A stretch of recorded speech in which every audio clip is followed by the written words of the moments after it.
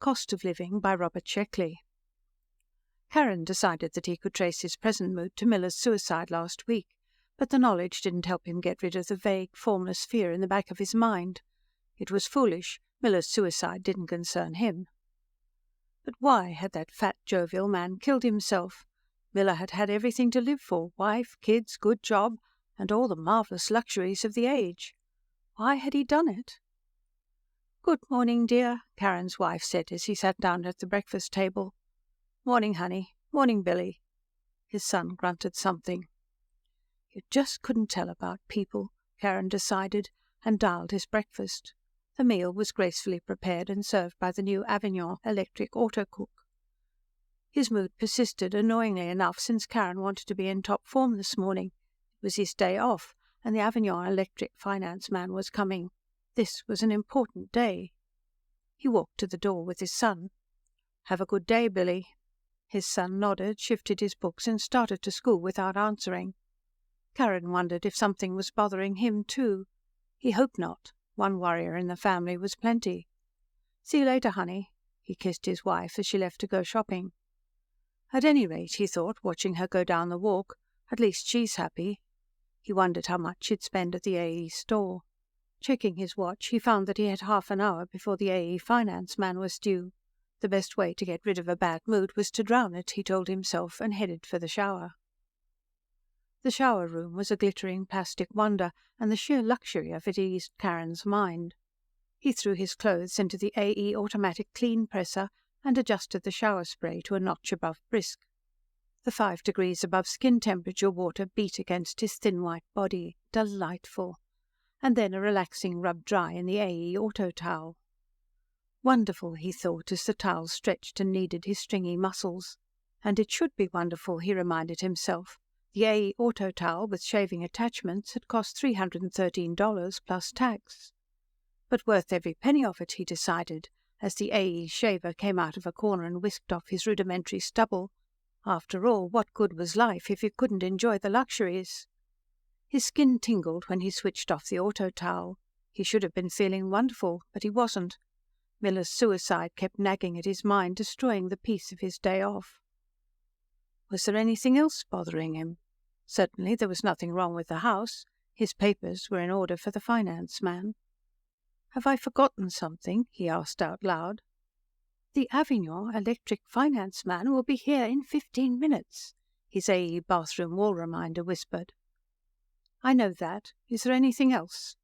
The wall reminder reeled off its memorized data, a vast amount of minutiae about watering the lawn, having the jet lash checked, buying lamb chops for Monday, and the like. Things he still hadn't found time for. All right, that's enough. He allowed the AE autodresser to dress him, skillfully draping a new selection of fabrics over his bony frame. A whiff of fashionable masculine perfume finished him, and he went into the living room, threading his way between the appliances that lined the walls. A quick inspection of the dials on the wall assured him that the house was in order. The breakfast dishes had been sanitized and stacked, the house had been cleaned, dusted, polished, his wife's garments had been hung up, his son's model rocket ships had been put back in the closet. "Stop worrying, you hypochondriac," he told himself angrily. The door announced, "Mr. Pathis from Avignon Finance is here." Karen started to tell the door to open when he noticed the automatic bartender. Good God, why hadn't he thought of it? The automatic bartender was manufactured by Castile Motors.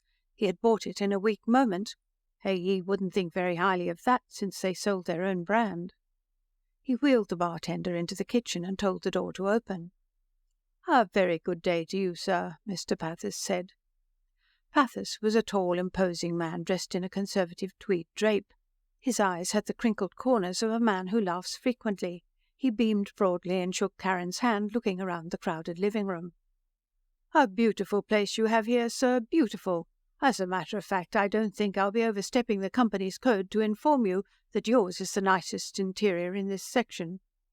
Karen felt a sudden glow of pride at that, thinking of the rows of identical houses in this block and the next and the one after that. "Now then, is everything functioning properly?" Mr. Pathis asked, setting his briefcase on a chair. "Everything in order?" "Oh, yes," Karen said enthusiastically. "Avignon Electric never goes out of whack." "The phone all right?" Changes records for the full 17 hours? It certainly does, Karen said. He hadn't had a chance to try out the phone, but it was a beautiful piece of furniture. The Solido projector all right? Enjoying the programs? Absolutely perfect reception. He'd watched a program just last month, and it had been startlingly lifelike. How about the kitchen? Auto cook in order? Recipe master still knocking them out? Marvellous stuff, simply marvellous. Mr. Pathis went on to inquire about his refrigerator, his vacuum cleaner, his car, his helicopter, his subterranean swimming pool, and the hundreds of other items Karen had bought from Avignon Electric. Everything is swell, said Karen, a trifle untruthfully, since he hadn't unpacked every item yet. Just wonderful. I'm so glad, Mr. Pathis said, leaning back with a sigh of relief. You have no idea how hard we try to satisfy our customers. If a product isn't right, back it comes, no questions asked. We believe in pleasing our customers. I certainly appreciate it, Mr. Pathis. Karen hoped the AE man wouldn't ask to see the kitchen. He visualized the Castile Motors bartender in there like a porcupine in a dog show. I'm proud to say that most of the people in this neighborhood buy from us, Mr. Pathis was saying. We're a solid firm. Was Mr. Miller a customer of yours? Karen asked. That fellow who killed himself? Pathis frowned briefly. He was, as a matter of fact. That amazed me, sir. Absolutely amazed me. Why, just last month the fellow bought a brand new jet lash from me, capable of doing 350 miles an hour on a straightaway. He was as happy as a kid over it. And then to go and do a thing like that. Of course, the jet lash brought up his debt a little. Of course. But what did that matter? He had every luxury in the world. And then he went and hung himself. Hung himself? Yes, Pathis said, the frown coming back.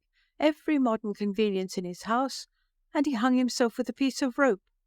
Probably unbalanced for a long time. The frown slid off his face and the customary smile replaced it. But enough of that. Let's talk about you. The smile widened as Pathis opened his briefcase. Now then, your account. You owe us $203,000.29, Mr. Karen, as of your last purchase, right? Right, Karen said, remembering the amount from his own papers. Here's my installment. He handed Pathis an envelope, which the man checked and put in his pocket. Fine. Now you know, Mr. Karen, that you won't live long enough to pay us the full $200,000, don't you? No, I don't suppose I will, Karen said soberly. He was only 39, with a full 100 years of life before him, thanks to the marvels of medical science. But at a salary of $3,000 a year, he still couldn't pay it all off and have enough to support a family on at the same time. Of course, we would not want to deprive you of necessities, which in any case is fully protected by the laws we help formulate and pass, to say nothing of the terrific items that are coming out next year, things you wouldn't want to miss, sir. Mr. Karen nodded. Certainly he wanted new items. Well, suppose we make the customary arrangement. If you will just sign over your son's earnings for the first 30 years of his adult life, we can easily arrange credit for you. Mr. Pathis whipped the papers out of his briefcase and spread them in front of Karen. If you'll just sign here, sir. Well, Karen said, I'm not sure. I'd like to give the boy a start in life, not saddle him with... But, my dear sir, Pathis interposed, this is for your son as well. He lives here, doesn't he? He has a right to enjoy the luxuries, the marvels of science. Sure, Karen said, only... Why, today, sir, the average man is living like a king. 100 years ago, the richest man in the world couldn't buy what any ordinary citizen possesses at present. You mustn't look upon it as a debt. It's an investment. That's true, Karen said dubiously. He thought about his son and his rocket ship models, his star charts, his maps. Would it be right? He asked himself. What's wrong? Pathis asked cheerfully. Well, I was just wondering, Karen said. Signing over my son's earnings, you don't think I'm getting in a little too deep, do you? Too deep, my dear sir? Pathis exploded into laughter. Do you know Mellon down the block? Well, don't say I said it, but he's already mortgaged his grandchildren's salary for their full life expectancy. And he doesn't have half the goods he's made up his mind to own. We'll work out something for him. Service to the customer is our job, and we know it well. Karen wavered visibly. "And after you're gone, sir, they'll all belong to your son." That was true, Karen thought. His son would have all the marvellous things that filled the house. And after all, it was only 30 years out of a life expectancy of 150. He signed with a flourish. "Excellent," Pathis said. "And, by the way, has your home got an AE master operator?" It hadn't. Pathis explained that a master operator was new this year, a stupendous advance in scientific engineering. It was designed to take over all the functions of house cleaning and cooking without its owner having to lift a finger. Instead of running around all day pushing half a dozen different buttons, with a master operator all you have to do is push one. A remarkable achievement. Since it was only $535, Karen signed for one, having it added to his son's debt. "Right's right," he thought, walking Pathis to the door. "This house will be Billy's some day, his and his wife's. They certainly will want everything up to date." Just one button, he thought. That would be a time saver. After Pathis left, Karen sat back in an adjustable chair and turned on the Solido. After twisting the easy dial, he discovered that there was nothing he wanted to see. He tilted back the chair and took a nap. The something on his mind was still bothering him. "Hello, darling." He awoke to find his wife was home. She kissed him on the ear. "Look." She had bought an AE Sexitizer negligee. He was pleasantly surprised that that was all she had bought. Usually Leela returned from shopping laden down. "It's lovely," he said. She bent over for a kiss, then giggled, a habit he knew she had picked up from the latest popular Solido star. He wished she hadn't. "Going to dial supper," she said, and went into the kitchen. Karen smiled, thinking that soon she would be able to dial the meals without moving out of the living room. He settled back in his chair, and his son walked in. "How's it going, son?" he asked heartily. "All right," Billy answered listlessly. "What's the matter, son?" The boy stared at his feet, not answering. "Come on, tell Dad what's the trouble." Billy sat down on a packing case and put his chin in his hands. He looked thoughtfully at his father. "Dad, could I be a master repairman if I wanted to be?" Mr. Karen smiled at the question. Billy alternated between wanting to be a master repairman and a rocket pilot. The repairmen were the elite. It was their job to fix the automatic repair machines. The repair machines could fix just about anything, but you couldn't have a machine fix the machine that fixed the machine. That was where the master repairmen came in. But it was a highly competitive field, and only a very few of the best brains were able to get their degrees, and although the boy was bright, he didn't seem to have an engineering bent. "It's possible, son. Anything's possible." "But is it possible for me?" "I don't know," Karen answered as honestly as he could.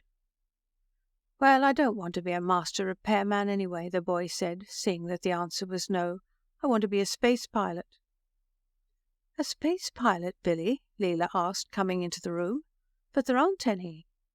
"Yes, there are," Billy argued. "We were told in school that the government is going to send some men to Mars." "They've been saying that for 100 years," Karen said, "and they still haven't gotten around to doing it." "They will this time." "Why would you want to go to Mars?" Leela asked, winking at Karen. "There are no pretty girls on Mars." "I'm not interested in girls. I just want to go to Mars." "You wouldn't like it, honey," Leela said. "It's a nasty old place with no air." "It's got some air." "I'd like to go there," the boy insisted sullenly. "I don't like it here." "What's that?" Karen asked, sitting up straight. "Is there anything you haven't got? Anything you want?" "No, sir. I've got everything I want." Whenever his son called him sir, Karen knew that something was wrong. "Look, son, when I was your age, I wanted to go to Mars too. I wanted to do romantic things. I even wanted to be a master repairman." "Then why didn't you?" "Well, I grew up. I realized that there were more important things. First I had to pay off the debt my father had left me, and then I met your mother." Leela giggled. "And I wanted a home of my own. It'll be the same with you. You'll pay off your debt and get married the same as the rest of us." Billy was silent for a while. Then he brushed his dark hair, straight like his father's, back from his forehead and wet his lips. "How come I have debts, sir?" Karen explained carefully about the things a family needed for civilized living and the cost of those items, how they had to be paid, how it was customary for a son to take on a part of his parents' debt when he came of age. Billy's silence annoyed him. It was almost as if the boy were reproaching him, after he had slaved for years to give the ungrateful whelp every luxury. "Son," he said harshly, "have you studied history in school? Good. Then you know how it was in the past. Wars. How would you like to get blown up in a war?" The boy didn't answer. "Or how would you like to break your back for 8 hours a day doing work a machine should handle, or be hungry all the time, or cold with the rain beating down on you and no place to sleep?" He paused for a response, got none, and went on. "You live in the most fortunate age mankind has ever known. You're surrounded by every wonder of art and science, the finest music, the greatest books and art, all at your fingertips. All you have to do is push a button." He shifted to a kindlier tone. "Well, what are you thinking?" "I was just wondering how I could go to Mars," the boy said. "With the debt, I mean. I don't suppose I could get away from that." "Of course not." "Unless I stowed away on a rocket." "But you wouldn't do that." "No, of course not," the boy said, but his tone lacked conviction. "You'll stay here and marry a very nice girl," Leela told him. "Sure I will," Billy said. "Sure." He grinned suddenly. "I didn't mean any of that stuff about going to Mars. I really didn't." "I'm glad of that," Leela answered. "Just forget I mentioned it," Billy said, smiling stiffly. He stood up and raced upstairs.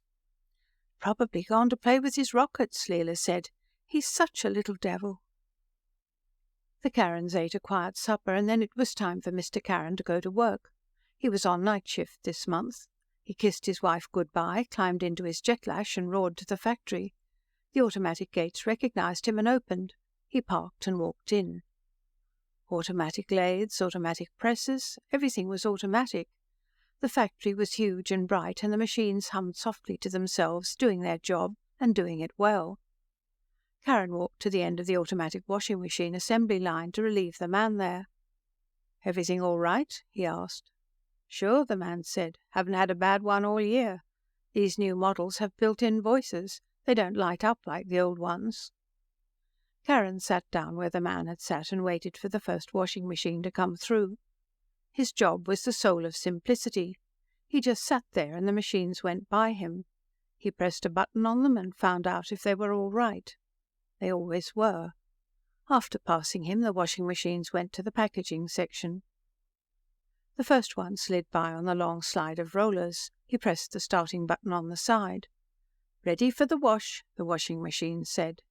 Carron pressed the release and let it go by. That boy of his, Carron thought. Would he grow up and face his responsibilities? Would he mature and take his place in society? Carron doubted it. The boy was a born rebel. If anyone got to Mars, it would be his kid. But the thought didn't especially disturb him. "Ready for the wash," another machine went by. Carron remembered something about Miller. The jovial man had always been talking about the planets, always kidding about going off somewhere and roughing it. He hadn't, though. He'd committed suicide. "Ready for the wash?" Carron had 8 hours in front of him, and he loosened his belt to prepare for it. 8 hours of pushing buttons and listening to a machine announce its readiness. "Ready for the wash." He pressed the release. "Ready for the wash." Carron's mind strayed from the job, which didn't need much attention in any case. He wished he'd done what he'd longed to do as a youngster. It would have been great to be a rocket pilot, to push a button and go to Mars.